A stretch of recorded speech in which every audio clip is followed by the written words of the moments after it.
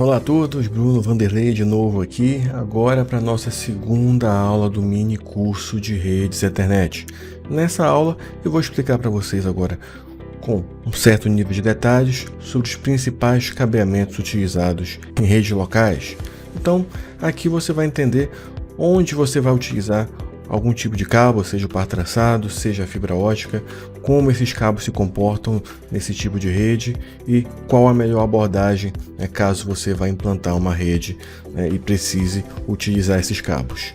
Sempre lembrando, eu tenho a minha formação em rede de computadores, onde eu explico tudo isso aqui com muita profundidade e vai te auxiliar bastante aí para preparar para as certificações Cisco CCNA e também para o CompTIA Network Plus. O curso foi feito para isso, para que você se certifique. Vai do zero até a certificação e se tornar um técnico em telecomunicações, um técnico em rede de computadores. Maravilha, sem mais delongas. Vamos lá.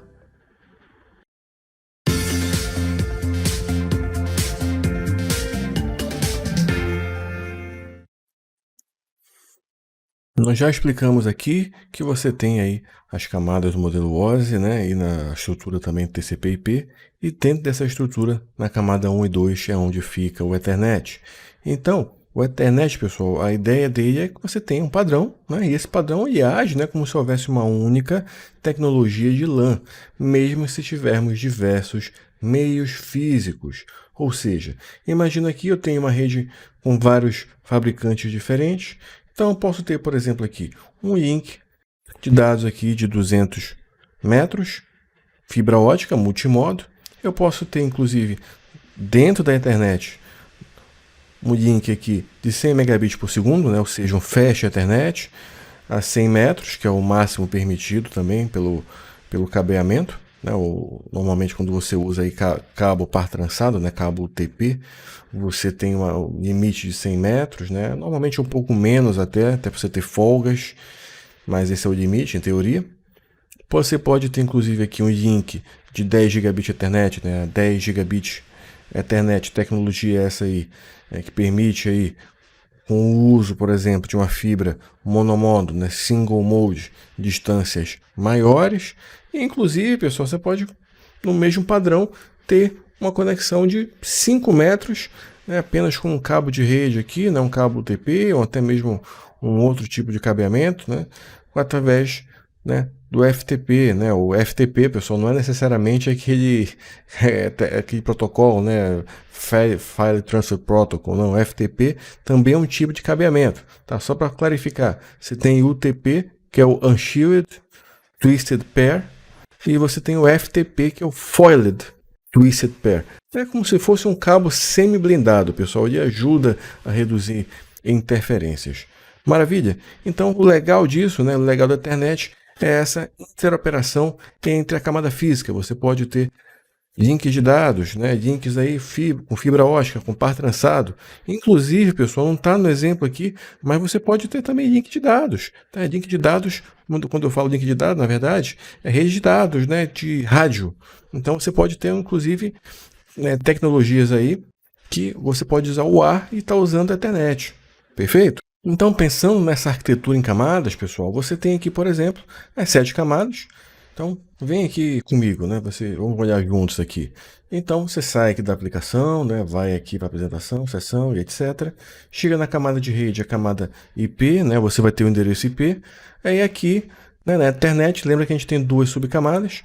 Quando chegar o IP aqui na camada, subcamada EILC, ele vai pegar esse IP, né, esse pacote IP, e vai transformar num quadro Ethernet. Então ele vai pegar essa informação, vai colocar os cabeçalhos Ethernet, vai colocar os trailers, né, e outras informações relevantes, e posteriormente vai passar aqui para a subcamada MAC. Essa subcamada MAC ela vai interpretar que tipo de meio físico nós temos aqui. Né? Se é um meio físico, por exemplo, UTP, né, ou então fibra ótica, então ela vai ter que converter. Vou converter para quê? Para pulsos elétricos ou para pulsos de luz. Então, a camada MAC, né, a subcamada MAC, ela sabe qual tipo de meio físico nós temos e faz a conversão aí de bit, né, de 1 para 0. Pensando agora em camada física, né, pensa em bits e bytes, você pensa na camada número 1, camada de rede. E é tudo isso aí, quem faz essa interpretação toda é a tecnologia Ethernet. E para ficar mais claro para vocês, pessoal, nós temos hoje vários padrões Ethernet. Vejam aqui, eu tenho 10 megabits por segundo, que é o famoso I3E 802.23. Temos 100 megabits por segundo, que é o Fast Ethernet 802.3U. Agora, 1 gigabit, que é o AB, né? Também tem o Z, depende aí, né? Se você estiver, por exemplo, usando fibra ótica, você tem o 802.3Z. E dentre outros aqui, né, como 10 gigabit Ethernet, que é o 802.3 AN. E vai ter outros aí mais para frente, né? Tem um 40 gigabit, né, que já pode ser utilizado. Às vezes você pode utilizar aí 10 gigabit também com duas interfaces 10 gigabit através da tecnologia chamada de agregação de link ou link aggregation, né, e assim sucessivamente. Então, pessoal, agora que eu já expliquei para vocês isso, vou te mostrar o material físico mesmo. Vamos lá. Cabo de rede, né, o cabo de cobre. Esse cabo é muito famoso, pessoal, todo mundo conhece, que é o cabo UTP, né, o Unshielded Twisted Pair. Se você é um técnico já de rede, né, um técnico em informática, certamente já viu esse cabo. Se você não viu, enfim, te apresento ele agora. Mas é bem difícil, né? Você até mesmo como usuário já pode ter visto. Então o interessante desse cabo é o seguinte, que ele, na verdade, ele tem 8 fios aí dentro. Esses 8 fios, eles são agrupados em 4 pares. Né? Aí, esses 4 pares aí, né, como vocês podem ver na imagem, né, eles estão juntos e entrelaçados. Né? Esse entrelaçamento que você está vendo aqui, ele tem uma razão, é para evitar interferência, né? Autointerferência entre os cabos, né? Crosstalk, FACT e outros tipos de interferência que eu explico mais detalhes, né, na formação em rede de computadores, porque são muitas coisas que a gente precisa explicitar aqui. E, né, nesse tipo de cabo, né, a gente diz que a gente tem 2 tipos, né, de entrelaçamento desses cabos, que é o cabo direto, straight through, e o crossover. Né? O straight through ele tem um código de cores, né, de encaixe, né, dentro aqui, né, desse conector diferente, né, e o crossover tem outro. Né? O direto tem um, o crossover tem outro. Né? Se você tiver a oportunidade, eu expliquei isso com detalhes no meu mini curso de Cisco Packet Tracer. Recomendo que, até mesmo antes, né, de você ver esse mini curso, né, com mais detalhes, vê lá o mini curso, né, que ele te dá mais detalhes, né, sobre a tecnologia e te mostra na prática como começar na área de rede de computadores. Perfeito? Mas vamos continuar. Não é por causa disso que você vai ficar perdido aqui não. Muito pelo contrário. Agora eu vou te mostrar as fibras óticas. Né? Normalmente você usa a fibra ótica para redes de maior velocidade. Então, botei uma figura aqui para você ter uma ideia como a luz ela propaga efetivamente dentro do vidro, né, dentro da fibra. Então, pessoal, você tem normalmente um LED, um laser, e ele é propagado dentro deste meio físico, né? Ele é concentrado dentro do vidro ou do plástico, né? Depende aí do tipo de material que você está usando. Por exemplo, né? Pensando em árvore de Natal, né? Quem não teve ou nunca viu aquelas árvores de Natal com uma iluminação em LED, né? Elas são de plástico, né? É um material mais barato. Perfeito? Então você vê que a luz sai na ponta da fibra, né? Ela é transportada por dentro do vidro. Então, normalmente, pessoal, uma fibra ótica ela tem a seguinte estrutura. Você tem uma capa externa, protetora, uma casca, né, e um núcleo. Vejam aqui com mais detalhes comigo. Você tem aqui essa estrutura externa, protetora. Né? Normalmente, se você está falando de uma fibra ótica aí, que está no ambiente externo, por exemplo, né? Às vezes você tem que passar um grande número de fibras debaixo da terra para formar um backbone, para ajudar a formar um backbone. Essa parte aqui é muito importante, pessoal. Por quê? Porque pode ser que você tenha algo muito comum em rede, que é até um pouco engraçado, mas roedores, rato, né? Por exemplo, pode chegar um rato aqui e arrebentar com a sua fibra. Tudo bem? Parece algo meio ilógico, mas os roedores, o nome já diz, roem. Né? Então, ele veio uma fibra dessa, pessoal, eles adoram, né? Adoram roer. Como eu já tive problema em campo com esse tipo de situação. Né? A fibra rompeu, aí você pensa que aconteceu algum problema, né? Alguma movimentação de terra, por exemplo, mas não, o rato foi lá e comeu. Enfim, Então, dependendo aí do diâmetro da fibra, ela é dividida em monomodo, né, como até já mencionei anteriormente, que é o em inglês, né, single mode fiber, ou multimodo, multi-mode fiber. Então vem aqui comigo. Primeiro, quero te mostrar a fibra multimodo, que é uma fibra normalmente mais barata, usada para curtas distâncias. Então você tem o LED, né, ou então algo chamado de VCSEL, que é como se fosse um LED aprimorado, tá, chamado de Vertical Cavity Surface Emitting Laser. Nada mais é do que um LED melhorado, para simplificar as coisas. E como ele não tem a potência, né, uma precisão tão grande, ele é usado para distâncias de até 1 quilômetro mais ou menos, né? Às vezes um pouco mais, um pouco menos, depende da pureza desse núcleo aqui, né? Quanto mais puro, mais limpo for o núcleo aqui da fibra, melhor, mais distante ele vai. Se tiver menos emendas também, vai que tem um rompimento de fibra aqui também, né? Mais distante ele vai, né? Quando você tiver menos problemas aqui, a distância é maior. Então, normalmente é o tipo de fibra onde você usa LED ou VCSEL e para curtas distâncias.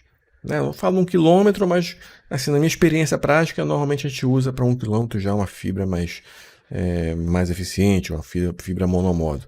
Né? Para multimodo, eu particularmente eu vejo mais 300, 400 metros é o limite, né? Mas caso você tenha experimentado alguma outra coisa, comenta comigo aqui, conversa comigo, dá sua experiência também, mostra para os colegas a sua experiência também de campo, que também vai ser muito agregadora. Então, pessoal, essa fibra aqui, né, como ela tem aqui esse núcleo maior, né, deixa eu te mostrar aqui comigo agora. Como essa fibra aqui, pessoal, ela tem um núcleo maior, você vê que tem uma série de reflexões aqui. Né? Essas reflexões fazem o quê? Fazem com que o sinal seja atenuado. Né? Se o sinal é atenuado, ele consegue ir a distâncias menores. Perfeito? Então vai chegar, por exemplo, né, lá no 300 metros, 400 metros, a potência, né, da luz ela vai caindo. Né? E, consequentemente, você não consegue receber um sinal a contento. Por isso que a multimodo ela não é tão interessante para longas distâncias. Perfeito? Diferentemente da monomodo, que eu vou te mostrar a partir de agora. Então aqui a monomodo, né, pessoal, ela tem um núcleo 5 vezes menor, né, do que a fibra multimodo. Então vejam aqui, quando você usa o laser, né, vejam que ele é mais preciso, né, e ele, como ele não tem reflexão, pessoal, aqui dentro, né, o sinal é muito mais preciso, você vai ter menos atenuação e você consegue também aí ter uma distância muito maior. Perfeito? Então, normalmente esse tipo de fibra aqui é para longa distância, né? Você falando aí de 5 km, 10 km, até 80 km você pode sem repetição. Né? Se você quiser repetição, aí tudo bem, né? Você vai ter que ter um regenerador de sinal para aumentar a potência desse laser. Perfeito, pessoal?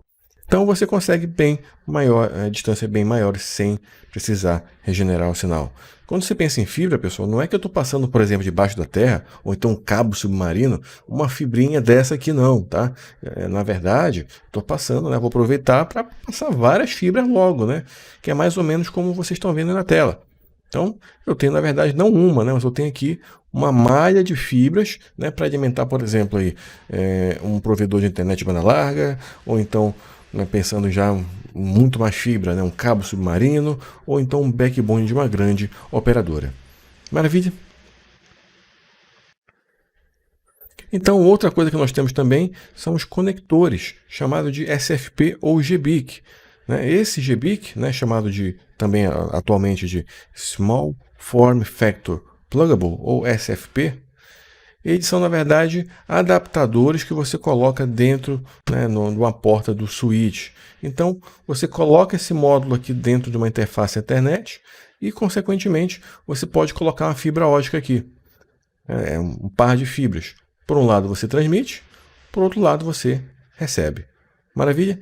Então você pode usar, né, esse módulo SFP ou GBIC, né, como era conhecido há alguns anos atrás, né, tanto no modo de monomodo, né, ou multimodo. Perfeito? Claro, você está falando aqui, pessoal, por exemplo, para ligação de um bastidor, né, um cordão óptico curto, eu recomendo que você tenha módulos multimodos, até por uma questão de custo. Vem aqui comigo. Um módulo desse, pessoal, a diferença de preço é muito grande. Por exemplo, um monomodo, ele costuma custar mais de R$ 1.000. Já vi módulos desse custarem R$ 10.000. Agora, um multimodo, né, ele custa mais em conta, né, ele é mais barato. Já vi módulos desse de 100, 200, R$ 300. Não é da melhor qualidade, mas atende se for curta distância, 2, 3, 4 metros. Perfeito? Então, avalie bem isso para você não comprar algo muito custoso e sem necessidade. Então, deixa eu te mostrar aqui. Normalmente, dentro de um switch, você vai ter essa visualização. Você vai pegar esse GBIC aqui, vai encaixar numa porta do switch e vai ligar a fibra aqui, né? Um lado para transmitir e outro lado para receber. Maravilha, pessoal. Então, essas são as principais premissas para que você entenda aí a infraestrutura física da tecnologia Ethernet. Espero que tenha ficado claro para vocês. Nós teremos a nossa terceira e última aula falando sobre a rede Ethernet e nesta aula a gente vai ter inclusive uma prática. Um grande abraço a todos e te espero no próximo vídeo.